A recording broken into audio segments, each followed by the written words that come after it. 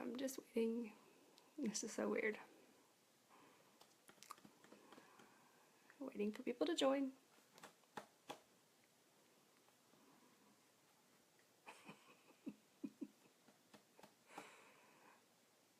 If you're out there, let me know. Yay, Wendy. I'm not alone. Carla. This is so strange. But it's awesome. And I'm excited. I just feel really, really weird right now. Hey, guys. My Florida friends. Yay. Good evening, Wendy. How are you? Linda Perry. Yay. Hey, Pam. Okay, I could breathe now. I'm not alone. I was so worried about this, but I am afraid my phone's going to fall on me. We have rain, so I'm not out on the back deck. I'm actually sitting on an exercise bike because I can prop my phone up and talk to you guys. Hey, Carla. Hey, Lissa. Hey, Linda. Yay. And Whitney. Yay. Okay. So I'm excited that you guys are here. And those of you that know me know that, hey Emily, no, Sean, I'm not. You knew the answer would be no. Anyway, I'm excited that we're doing this, and I don't know, this is a first, so we're going to figure this out. But tonight is probably not going to be quite as long, but I definitely want you guys to ask questions. And obviously, if you know me, like I was saying, I do interactive stuff, so this is really, really strange for me. I'm going to have to figure out a way that I can see your faces, because I just need to see your faces. But the reason that we're doing this part is because, just in general, my heart for women is that I don't ever want a lady to feel alone, and I want us to do things the way that we're supposed to do them. I want us to take care of each other. I want us to show each other love. And so we're going to go through a book that I've actually gone through with 3 different churches. I've done it with varsity cheer squads. I've done it with mentoring groups. And it's a book that I honestly needed refreshing. So it's just one that kind of holds us accountable, and it's one that I'm really excited about. And I told you, if you want to invite middle school girls and high school girls and whatever to join us, that's awesome, because the biggest thing that I see, I watch Allie and her friends and just some other girls that are in our lives, and if we could just get a hold of them and teach them their worth and teach them how to love each other instead of being ugly to each other and competing and everything, then maybe we're going to end up with women that know how to do that. And I think that, if you haven't learned how to do that, this is your shot. And I'm really excited to, get a chance to talk to you guys and just kind of help us all refocus. Because like I said, I need this book again. This is one of my favorite books in the world. I've been through it a million times. And there's something in it every time that I go through it that I'm like, yeah, forgot about that one. I need to work on that. So, let me see. Going to be going back and forth between my notes and my book and talking to you guys. But the book that we're going to go through, can anyone guess that's been through it before? Just knowing me and knowing my books. I guess I need to slow down and give you guys a chance to respond a little bit. Anyone? Anyone? Starts with big. It's Big Girls Don't Whine. And it's an amazing book, and it sounds like a book that's going to be basically, hey, just suck it up and move on, but it's not that. It's more of a, hey, grow up and move on. And it's 10 chapters, so it'll take us about 10 weeks to get through it. As we go through it, I really just want to challenge you guys to just be what God's created you to be, because this isn't a book that's, trying to change the world and change everything that you've become or whatever. This is just a book for us to remember who we're supposed to be and who God has created us to be and what we want to do. Hey, Matt. That's not awkward. Matt would be my son. Checking up on me, I guess. And but anyway, this is a book that just helps us refocus on what God created us to be and what He wants us to do and how He wants us to treat other people. And as we go through it, I want you just to kind of pick out some things. Don't get overwhelmed. but pick out some things. Matt's out. He forgot it was me. Anyway, I want you to pick out some things that you can work on, but don't think you have to fix everything all at once, or don't beat yourself up on, man, there are a bunch of these things I need to work on. I want you to just be challenged and know that there are opportunities out there for you to grow. So I guess we'll just kind of get started. Like I said, baby steps. Don't overwhelm yourself, and don't think it's something that you can't do. So anyway, and as if you've been through these books with me before, you know that I'm going to read straight from the book on some of it, but then if there's any way for us to, I really want you guys to respond. If you have thoughts, go ahead and, start typing them, or I'll pause every once in a while just to kind of get a little bit of interaction on this. So the first chapter is talking about God's heart for his girls. And the cool thing about God is that he created you because he wanted you. And I think a lot of times we forget that, because it's so easy as women for us to compare ourselves to each other, or to compare ourselves to what we think we should be, instead of just saying, okay, God didn't create me to do that. He created me to do this. God didn't give me that talent because he gave me this one. We're bad about thinking that what we have is not good enough, or is not as good as what someone else has. But this book, like I said, this is about switching over from insecure little girls to being confident in who God created us to be, so that we can actually help each other, and we can lift each other up, and we can help love on each other, instead of tearing each other down, or thinking that we have to be better, or that people are comparing us. Because if people are comparing you, first of all, that's their problem, but second of all, they're probably not comparing you. They are so wrapped up in their own lives, they're not worried about what's going on in yours as much as we think they do. But this book talks about how when we're little, our parents do a lot of stuff for us, and then it gets to the point that they kind of have to back off. And as much, if you are a mom, you know that as much as you want to just continue to help your kids, there's a time that you have to back off, or they're never going to be able to grow up. They're never going to be able to take care of themselves without you around. And let's see, let me back up for a second. I'm getting ahead of myself. If you can't tell, I'm still very nervous, but we'll get through this, and this will get easier, and we'll figure it out. And it talks about how if you continue to help your kids, then it's gonna cripple the maturity in them. They need to grow. They need to become stronger.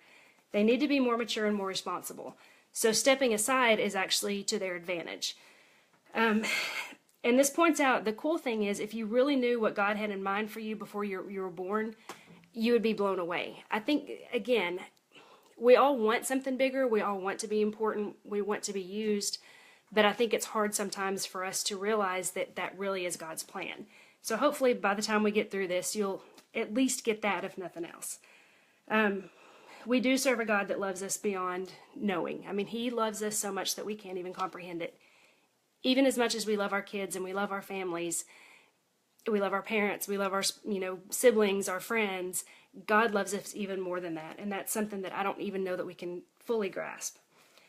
But he designed you to be you. He wanted you specifically, and I want you to get that tonight. I want you to realize that you're not here by accident. You weren't created just so that there's another person in the world. God created you because he wanted you. He wanted a relationship with you. He had a plan for you, and I don't want you to lose sight of that. This book says he knew you in the beginning. He knew the family that would shape you, and he even knew the struggles that you would have. He knew them then, and he knows them now. And that's kind of comforting to me, because, even when you go through things, God knew it was coming. So he's not surprised by it. He knows you're going to make it through it. We just kind of forget sometimes that we can. It says he doesn't leave you during the night. He doesn't get busy and forget that you're here facing challenges. He's still with you. So I need to just remind someone tonight that he's still with you. Not to give up, not to get discouraged. And it says, no matter how long your journey has been so far, he's been beside you every step of the way, hovering, listening, standing back and watching and waiting. Perhaps he's even shed tears for you. Because he, like any good father, will never overpower your will. He launches you. He watches you. He loves you. He longs for a relationship with you, but he never forces it. He shows you the best way and then waits to see if you'll choose it. And that's the other thing that's really cool about God is he knows what's best for us. He knows what he has in mind for us, but he doesn't force it on us.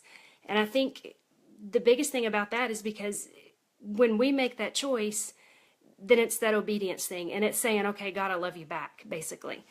And, if he's forcing us to do it, it just isn't going to mean as much to us, and it's not going to mean as much to him. Just like, when a friend does something for you, if you ask him to do it, hey, I need help with this, it's awesome if they're willing to. But if you don't ask them and they just kind of show up with exactly what you need right at the right time, it just means so much more to you. So, any thoughts so far? Maybe, maybe not. Maybe? Okay, I'm going to keep going then. So, what we want to focus on tonight is I just want you to start thinking, what does God have planned for you? What did he call you to do? What does he want you to accomplish on your journey? Not what you think is really cool that someone else has done, but what has he placed on your heart? It says, I believe that we take these questions with us through life. On certain days, we may sense that we know what he wants for us. On others, basically, we have no clue. But whether we know the answers or not, we can rest in the confidence that God is with us. The older we become, the easier it is to see. He connects the dots. He helps us recognize how he has moved us from one event to the other, from one acquaintance to another, and from one circumstance to another. And the older that I get, you realize, yeah, God was there. When I thought I was on my own, when I thought things weren't going to work out like I wanted them to, maybe they didn't, but I'm so glad that they didn't because they worked out the way God wanted them to. And just going through that stuff over and over that's what's really built trust for me in God. Even situations that we've had recently, it's like I've had a peace anyway. Even the things that I don't understand, I know that God does. And he's gotten me through it before. He's going to continue to get me through it because otherwise what he's done so far would have been a waste. So anyway, it says, when you make the choice to love God as best you can, God will take care of tucking his great plan for you into the details of your life. He wants you to be better. He wants you to be the gracious woman, if I can spit it out, that he intended for you to be. Things may be different than what you originally expected, but as you grow and mature, as you make emotional, spiritual, mental transformation from little girl to big girl, you will find yourself letting go of your preconceived notions and resting in his plan for you. Little girls have dreams that are frequently unrealistic and simply not the best. And that's the thing that we have to be willing to, my bangs are driving me nuts. I can see this as we go. Anyway, we have to be able to realize that just because we think we want something, have you really asked God if that's what you want or what's best for you? Because, like it points out, when you're little, you have all these dreams that are amazing at the time, but it may not be what God has planned for you. He has something even better if you'll just not put him in a box, if you'll not close your eyes to the things that he might want you to be open to. It says, I've learned that he gives us not only the want to, but the how to, if our desire is really his plan. And that's absolutely the truth. If we will just be open to what God has for us, there's the scripture that talks about that God will give you the desires of your heart. Well, the thing is, that's really easy to do when your heart aligns with him. Why wouldn't he do it? I mean, if you are open to what God has for you and you're willing to follow that path, of course he's going to give you the desires of your heart because he put that desire there, if you'll allow him to. Let me see. So it talks about God's plan for maturity. And it said, God never created anything to remain in an immature state. And the author of the book talks about the fact that she was watching this mama bird with her baby birds. And, at first she took care of them. She did all these little things. And then all of a sudden she started taking things away from the nest. And she stopped coming back as often. And basically was pushing them out of the nest. And just, if you don't know what's going on, it looks horrible. It looks like she's about to push them to their death or whatever. But the thing is, she had to push them. She had to challenge them, basically, like we're challenging each other tonight, so that they could actually do what they were created to do. They were created to fly. They were created to move on. They weren't created to stay in that nest. If they stayed in that nest, they would have died at some point. And so, and that sounded really harsh, but anyway, it's kind of the same way with us. I mean, if we aren't pushed a little bit and we're not willing to open up to different alternatives and things that, God hasn't planned for us, our dreams could end up dying because they're our dreams and they're not His dreams. So, it says, birds don't always have a choice about whether or not they grow up. And I really wish we didn't have a choice. I wish that it was something that we have to do, because then we're going to be a lot better off. Maturity is much better than immaturity. Let's see, Heather. The things we're desiring aligns with His word. Isn't it all about the timing? Can He still deny us? Absolutely, it's about timing. There are times that, well, I mean, even with what we're doing here, God will place something on your heart. And I think sometimes the timing is to make us so excited about the fact, when it finally happens, it's like, yes, that's what I've been working for. Sometimes the timing is the fact that we're not ready. We may know what God wants us to do, but we're not prepared yet. But because we know what He wants us to do, we can start being prepared. Let's see, can He still deny us? Yes, He can deny us if it's not time, absolutely. Or He may have a plan for us, but if we're not willing to do our part, we don't really deserve to finish the plan and to move forward. So hopefully I'm answering that. Yay, y'all keep talking back to me. It's like I said, this is really weird. Let's see. It says God gives us the choice. We can choose to be wise or we can choose to be foolish. The problem with that is the consequences of that are not our choice. And we choose what we're going to do, but then we have to live with the fact that we made that choice. But if you've made a choice and it's not a good choice, don't give up. Don't worry. Just keep going, because if you just get discouraged and you just see your failures, just like Tommy was talking about last night, you're defeated at that point. We're going to mess up. Like I said, this book, I need a refresher because some of this stuff I know that I'm not doing well right now. And so that's part of why, selfishly, I wanted to go through this for me too. So anyway, let me keep moving forward. Let's see. Yeah, and it points out too, the great thing about becoming a big girl is that God knows we are becoming. He doesn't expect us just to immediately have all the answers and just to immediately be there. And it's like, okay, today I'm going to grow up. I'm going to do everything right. No, it's a process. But that's the kind of God that we serve. He shows us grace. He shows us love. And He guides us along the way if we'll stop and listen to Him. Let me see. Yeah, and, she kind of ends the chapter with talking about the fact that I'll just read it. It says, this is not an adventure for the faint-hearted. You'll see that becoming a big girl means you will have to examine your beliefs, your thoughts, your motives, your actions, and your speech. The journey might rock your world. Some people in your life might not want to relate to you as a big girl. They might like you better as a little girl. Finding you living as a big girl who knows who she is and what she is about may cause them to question themselves and your relationship. And they may go so far as to question your heart, your motives, and your authenticity. It's okay. That's part of it. Don't be discouraged by that. You're doing this so that you can be what God created you to be. Again, this is the first step. We're not doing this to please other people. We're doing this to learn how to truly love other people. So I just want to encourage you with that. And the cool thing is, once you grow, things are never the same. Things are going to change, whether you want them to or not. Things are going to change, so it's just a matter of if you're going to go with it or if you're going to let things pass you by and then you have regrets. And, then you're like, what do I do? Well, I'll tell you what you do. You start over. That's the biggest thing that I want to encourage you is don't give up. Even if you feel like you're at a place where you've messed up so bad or, am I ever going to grow up? Am I ever going to get this right? You need to. Don't give up. There's always hope and there's always grace. And we can take advantage of that. I don't want us to do that. But I want you to realize there's always hope, and I want you to not stop and not give up because God still wants to use you. If you're here, there's a reason for you to be here. So I guess that's just I just wanted to give you a little starter to what the book is going to be. The book has 10 chapters, so this will be a 10-week process. Like I said, I want it to be interactive. I know that this week is kind of hard for that just because we're setting the groundwork. But I want you to just kind of start thinking. Like I said, I want you to start asking yourself, am I willing to do this? Am I willing to move forward?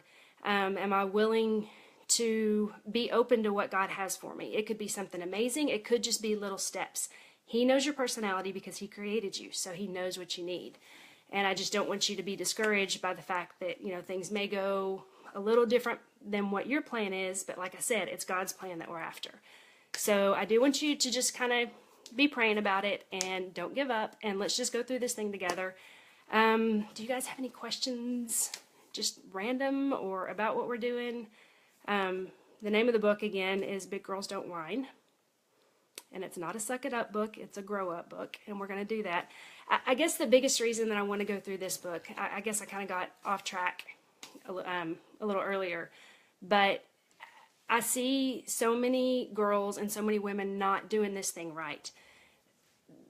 Big girls that are supposed to be big girls that didn't become big girls because what they learned was how to do this stuff, in junior high and high school, and they never moved past that. And then they end up being big mean girls instead of mean teenage girls.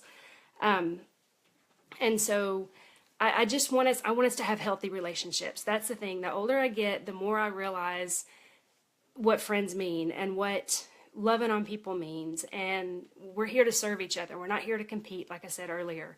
And I just want to try to get us to the point that we can be confident in God, in who God made us, so that we can be there for other people. I don't want our own insecurities to hold us back from what God created us to do. So that's kind of my heart and where I'm coming from. Like I said, do you guys have any questions? Doesn't have to be about the book. It can be whatever.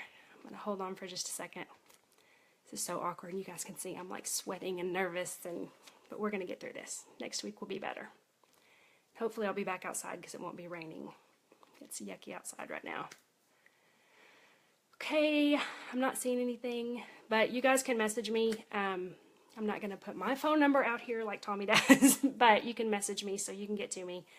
And my Facebook is Stacy, Stacey.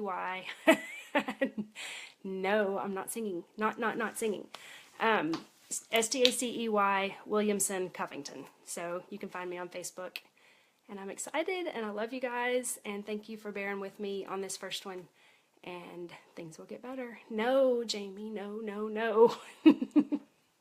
You guys are nuts.